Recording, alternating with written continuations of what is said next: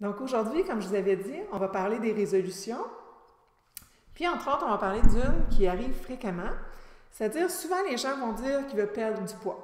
Comme je vous ai dit, une des erreurs souvent avec ça, c'est qu'on met un terme large, on veut perdre du poids.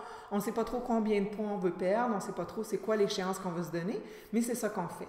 Puis le secret, il reste le même de toute façon. Vous savez, vous regardez toutes les modes, les recettes, la recette, c'est la même. Pour perdre du poids, il faut vérifier ce que vous mangez et il faut bouger. Oui, souvent, il y en a qui vont dire que ce que vous mangez est plus important, que vous bougez. Peu importe ce que les études vont vous dire, c'est une recette très simple. Ça ne veut pas dire que c'est facile. Donc, si on explore le premier volet, c'est-à-dire on va manger mieux. Okay? Ça aussi, je l'entends beaucoup de ces temps-ci. Mon objectif cette année, Martine, je veux manger mieux. OK. Je vous ai dit la semaine passée, pour qu'un objectif soit atteignable, il faut qu'il soit réaliste, mais en même temps, il faut qu'il y ait quelque chose qui est mesurable, hein? Puis qu'on se donne un temps pour la faire et qu'on ait des étapes à faire. Donc, c'est quoi ça veut dire manger mieux? Ce que je vais faire, là, c'est que je vais vous dire, dans le fond, c'est quoi les 5 erreurs que j'ai vues le plus fréquemment dans ma pratique, quand les gens décident de manger mieux. OK? Parce qu'habituellement, si on fait des journaux nutritionnels, puis je vous dis que j'en ai fait des centaines et des centaines à travers ma carrière, la première erreur, habituellement, qu'on va voir, c'est que les gens ne mangent pas suffisamment de légumes. Okay? Tout le monde pense qu'ils mangent des légumes parce qu'ils en ont au souper. C'est pas suffisant. Okay? Pour un adulte, habituellement, on parle de 4 tasses de légumes par jour. 4 tasses. Donc, c'est beaucoup. Okay? Chez nous, si vous voulez, il y a toujours des légumes à l'heure du dîner, il y a toujours un légume cuit et une salade au souper. Et encore là, on arrive à notre 4 tasses, pas mal juste. Donc, ce que vous voulez, c'est manger beaucoup de légumes. Puis souvent, ça va être confondu. Les gens vont me dire, bien, c'est correct, Martine, moi, je mange des fruits. Okay? Oui, les fruits vont vous amener pas mal les mêmes vitamines minéraux que vous pouvez aller chercher dans les légumes. Le problème, c'est que les fruits vont être beaucoup plus caloriques. Donc, si on veut, ils vont vous coûter plus cher. Okay? Donc, c'est pour ça qu'on peut rajouter plus de légumes. Donc, on vise notre 4 tasses de légumes par jour. Deuxième erreur, la majorité des gens, dans le fond, ne boivent pas suffisamment d'eau. Encore là, des fois, ça va sortir que c'est pas grave de ne pas boire d'eau, on boit juste quand on a soif.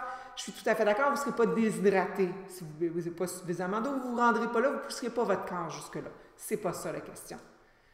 La question, c'est que si votre estomac est vide, la plupart du temps, vous risquez d'interpréter ce signal-là comme étant un signal de faim. Tandis que si votre estomac est occupé avec de l'eau, avec un autre liquide, une tisane, un café et un thé, bien déjà là, votre sentiment de satiété, vous allez le ressentir comme un vrai sentiment de satiété, non pas juste comme un sentiment que l'estomac est vide. Donc, essayez toujours de boire beaucoup de liquide dans une journée. De toute façon, si vous n'avez pas de besoin, c'est bien fait le système, ça va juste sortir. L'autre chose, faites attention aux aliments santé. OK? Ça aussi, je l'entends souvent. Les gens qui sont fiers d'eux parce qu'ils ont décidé de bien manger, maintenant, ils se prennent un muffin au Tim Hortons avec un café pour déjeuner à la place de manger des œufs, du bacon ou de la saucisse. Bien, le petit muffin au Tim Hortons, là, vous allez voir maintenant au Tim Hortons, il y a des belles chartes nutritionnelles. Vous pouvez la prendre et regarder le nombre de calories pour chaque item que vous prenez. Je vous dis que les muffins au Tim Hortons, ils vous coûtent cher. Il faut vous dire que des muffins, en général, même, je vous dirais, la majorité du temps, sinon la totalité du temps, c'est essentiellement un gâteau qui n'a juste pas de crémage. Okay? Donc, c'est une gâterie.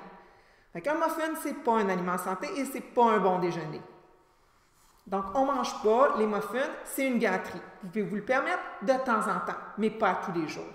C'est la même chose pour une barre tendre pour les enfants. Okay? Une barre tendre, c'est essentiellement très sucré. Encore là, c'est une gâterie. Ça peut servir de dessert, mais ce n'est pas quelque chose qu'on veut donner à tous les jours, 2-3 barres tendres par jour. OK? Donc, c'est de faire attention à toutes ces choses-là, des fois qui sont déguisées et qui nous donnent l'impression que, dans le fond, ça doit être bon pour nous. OK? Souvent, ces aliments-là ont tendance à être très sucrés, donc ça nous donne beaucoup de sucre, ce qui n'est pas nécessairement ce qu'on a de besoin le plus. Quatrième chose qui a tendance à coûter cher, l'alcool. Okay? Si vous regardez encore là dans toutes les chartes, la plupart, une bière en moyenne, ça a entre 150 et 200 calories. La petite Smirnoff Ice que la madame allait me prendre à la fin de sa journée, 200-250 calories dépendamment de la portion. Un verre de vin, 150-180, c'est pas mal un bon bet.